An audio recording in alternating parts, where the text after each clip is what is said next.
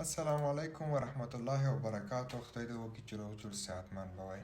زیاتره وخت کله چې موږ او تاسو پوزیشن خلاص کوو بازار راځي زموږ او تاسو سټاپ ووهي. دا کله چې موږ او تاسو سټاپ شو د هغه څخه وروسته بازار بیرته په همغه خوا چې موږ او تاسو انالایزس کړی بازار ځي.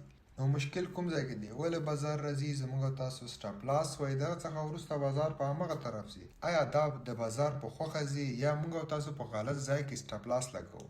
راځو نن د دغه مشکل حل درته ښایم چې باید چیرته موږ او تاسو سټاپ لاس ولګوو، چیرته ټي پي ولګوو، او د دې ترڅنګ موږ او تاسو باید د پیپس په اړه مکمل معلومات ترلاسه کړو چې پیپ څه ته ویل کیږي، څنګه استعمالیږي او د څومره پیپسو په مقابل کې موږ باید څومره ګټه وکړو. د دې ټولو پوښتنو ځوابونه به انشاءالله په دغه ویډیو کې ترلاسه کړئ.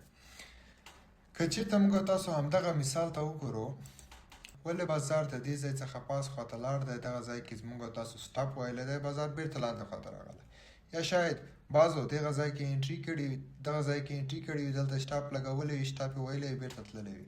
همداشان دلته شاید دلته انټري کړي وي، دغه ځای کې سټاپ لګولی وي، بیرته تللی وي، یا شاید دلته انټري کړي. نو دا ټولې هغه پوښتنې دي چې موږ او تاسو باید څه وکړو؟ دې ته ځواب پیدا کړو. اوس که چېرته موږ او تاسو فکر وکړو دلته موږ او تاسو ته یو اف جي جوړه شوې ده بغیر د دې بازار څخه، دغه بازار هیڅ جوړ شوی نه دی. موږ او تاسو ګورو چې دلته موږ او تاسو ته څه جوړه شوې ده؟ یو دانه اف جي جوړه شوې ده. کله چې موږ او تاسو ته دلته اف جي جوړه شوه، بازار دغسې راځي بیرته دلته ټیسټ کوي، بیا باید بیرته څه وکړي؟ بازار پاس خواته لاړ شي، خو دغسې نه دی شوی. بازار چې دی مات شوی دی. کله چې اف جي ماتیږي نو دا په دې معنی چې بازار بدلیږي، نو د بای څخه سیل ته راغلی دی بازار. نو د دې څخه وروسته موږ او تاسو باید تیښته باید فکر وکړو. دغه ځای کې موږ او تاسو ته اصلي مفهوم پروت دی. که چېرته موږ او تاسو دلته داخلیږو، دلته داخلیږو، هر ځای کې داخلیږو، زما د مثال په ډول موږ او تاسو دلته داخل شو، آیا موږ او تاسو باید دلته یا دلته موږ او تاسو سټاپ ولګوو؟ نه. هر وخت دپاره چې موږ او تاسو سټاپ لاس لګوو، موږ او تاسو باید څلورو څیزو ته ډېر فکر وي. که چېرته موږ او تاسو سټاپ لاس په بریکر کې لګوو، باید د بریکر د پاسه وي. که چېرته موږ او تاسو سټاپ لاس په اډر بلاک کې لګوو، باید د اډر بلاک د پاسه وي. که چېرته موږ او تاسو سټاپ لاس په اف جي کې لګوو، باید د اف جي د پاسه وي. که چېرته موږ او تاسو سټاپ لاس د اف جي په ساحه کې لګوو، یعنې انورس فیر والی ګاپ، دلته اف جي ماته شوې ده، دلته اف جي ماته شوې ده، بیا ریټیسټ شوی، د هغه څخه وروسته بازار لاندې خواته راغلی. او موږ تاسو که دلته وي، که دلته وي، که دلته وي، هر چېرته چې موږ او تاسو باید سټاپ لاس غټ کړو. دلته اوس پوښتنه جوړېږي، که چېرته زه سټاپ لاس غټ کړم، زما ټي پي باید غټه شي، ځکه زه چې اوس 1/850 1/50 یعنې 1/1.5 ریسک پر ریوارډ نه اخلم. زه غواړم چې 1/2 ریسک ریوارډ واخلم. تر دې ځایه پورې زه باید تر دې ځایه پورې ریسک او ریوارډ واخلم. نو ولې زه باید خپل سټاپ لاس غټ کړم؟ دلته یو بله خبره ده، کله چې موږ او تاسو سټاپ لاس غټوو، زموږ او تاسو لاس باید کم وي.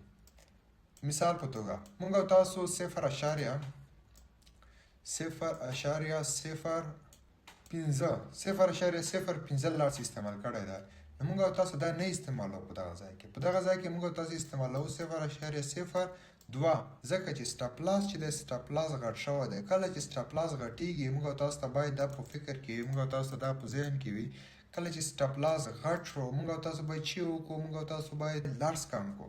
کله چې د لاس کم شو، دا په دې معنا چې تا انټري دلته کړې ده او ته 1/2 یعنې 1/2 ریسک او ریوارډ دلته اخلې. دلته بازار تا ته دغسې ښکاري. خو که چېرته موږ او تاسو په دغه کې 0.2 لاس واخلو، پیپ زیاتېږي، موږ سره پیپ زیاتېږي او لاس کمزوری کېږي. مشکل نه لري. که چېرته موږ او تاسو دلته په 0.5 لاسو کې بازار کې سودا اخلو یا بازار ته داخلیږو، موږ او تاسو باید په څو کې 0.02 کې داخل شو. د دې په خاطر چې موږ او تاسو دلته یو میس شوی دی، موږ او تاسو نه دلته یو د داخلېدو یا د انټري کولو میسینګ شوی دی، موږ او تاسو نه بازار چې دی مخکې لاړ دی. نو که چېرته دغه ځای کې موږ او تاسو چېرته لګوو سټاپ لاس، موږ ویلي وو چې په 4 ساحو کې باید موږ او تاسو سټاپ لاس ته چې وکړو ډېر متوجه اوسو. کله چې سټاپ لاس لګوو، د بریکر د پاسه یا د اف جي د پاسه یا د اډر بلاک د پاسه یا د آی اف جي د پاسه، دلته آی اف جي انورس فیر والی ګاپ ته، دا په دې معنا چې ګاپ مات شوی دی، اف جي ماته شوې ده، بازار تبدیل شوی دی، بیرته ریټیسټ کړی، د ریټیسټ نه وروسته بازار په بل طرف روان دی. نو موږ او تاسو باید دلته چېرته سټاپ لاس ولګوو؟ پاس واګه باید سټاپ لاس ولګوو. اوس اصلي مهمه خبره، کله چې موږ او تاسو بازار ته داخلیږو نو موږ ته باید د ټي پي او همدا شان د سټاپ لاس د دواړو معلومات وي. که چېرته بازار لاړ شي ټي پي واخلي موږ او تاسو ته څومره ګټه کېږي، که چېرته بازار لاړ شي سټاپ لاس واخلي موږ او تاسو ته څومره تاوان کېږي. نو د دې لپاره موږ او تاسو باید څه وکړو، یعنې د پیپسو د معلومولو لپاره باید موږ او تاسو څه وکړو. د دې نه دمخه موږ او تاسو پیپس وایو. پیپس څه ته ویل کېږي؟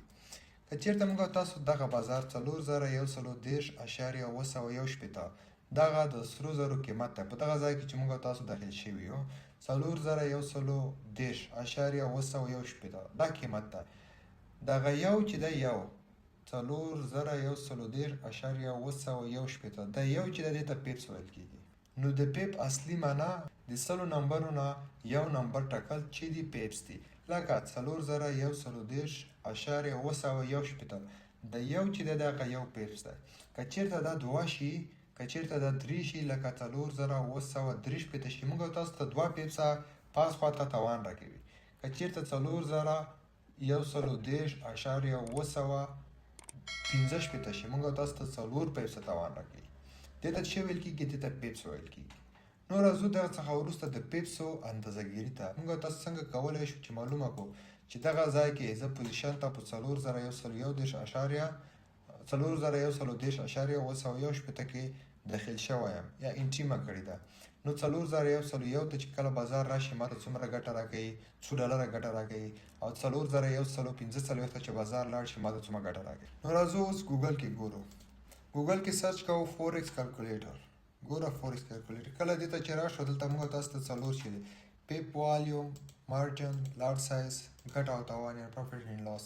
موږ تاسو سره چې دی XAU USD یعنې سره زر دی انتخابوو. اکاونټ کې څه لرو؟ USD ډالر لرو.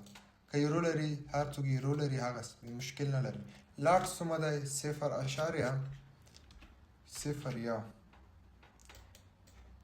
4010 دغه اوپن پرایس ده. کلوز پرایس څو ده؟ موږ تاسو ټي پي ورته انتخابوو. کله چې ټي پي کوو 4001 معافي که 4001. اوس موږ تاسو کلکولیټر وایو. موږ تاسو ته $90 راکوي. که چېرته لارج سایز مو 0.01 وي او که چېرته لارج سایز مو 0.10 وي موږ تاسو ته څو راکوي؟ $290 راکوي. یعنې په 0.10 یعنې په 10 سنټه تاوان چې موږ تاسو ومنو نو 90 پیپسو کې چې کله پیپس 110 کې موږ تاسو چې کو اوپن کو نو په 90 پیپسو کې موږ تاسو ته 290 ګټه راکوي. که چېرته لارج سایز یو وي هغه $2900 موږ تاسو ته ګټه راکوي په 90 پیپسو کې. نو موږ تاسو لارج سایز په $100 کې باید 0.01 ولرو. په $1000 کې باید 0.10 ولرو. نو په $10,000 کې باید یو ولرو لارج سایز. انتخابوو $90 موږ تاسو ته څه شو؟ ګټه شو. اوس موږ تاسو راځو سټاپ لاس انتخابوو. سټاپ لاس څنګه دی؟ اوس دلته څومره سټاپ لاس دی هغه موږ انتخابوو. 4115 دا موږ تاسو ته څه منفي راکوي. ښه نو موږ تاسو 15 تاوان کوو، یعنې $90 ګټه کوو، $15 تاوان کوو. که چېرته لارج سایز دلته څه شي؟ لاس شي، موږ تاسو دلته راشو کلکولیټر وکړو $1.5 تاوان کوو. هلته که چېرته موږ تاسو ټي پي وایو موږ تاسو $300 یعنې $290 ګټه کوله. نو موږ تاسو د فورکس کلکولیټر څخه دلته موږ تاسو هر څه ګورو. دغه څخه وروسته موږ تاسو راځو بازار ته. دلته بازار کې داخلیږو، سټاپ لګوو. دغه څخه وروسته موږ تاسو دلته 0.01 لاټ باندې داخلیږو. اوس ګورو که چېرې دلته راغلو 0.01 لاټ دلته موږ ته $10 راکوي، یعنې په 3/4 کې $10 راکوي. که چېرته 0.10 لاټس موږ دلته انټري وکړو، دلته چې کله راشي موږ تاسو ته څو $290 ګټه راکوي، یعنې $300 دلته موږ ته ګټه راکوي. که چېرته پاس لاړ شي $150 چې راکوي تاوان راکوي.